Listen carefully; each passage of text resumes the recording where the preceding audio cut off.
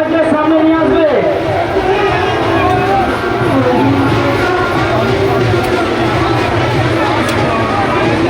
এরপরে কি চলুন, এরপরে কি চলুন।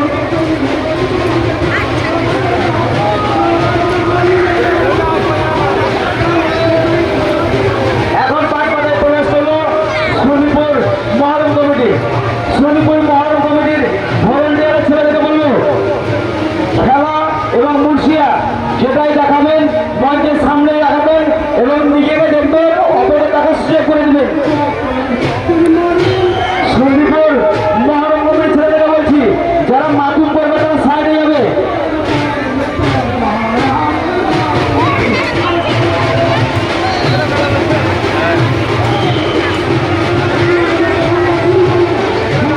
শনিপুর মহরম কমিটিকে বলা হচ্ছে যারা মাতুম করবে সাইডে যাবে, খেলা এবং মুর্শিয়া যারা করবে তারা মঞ্চের সামনে আসবে।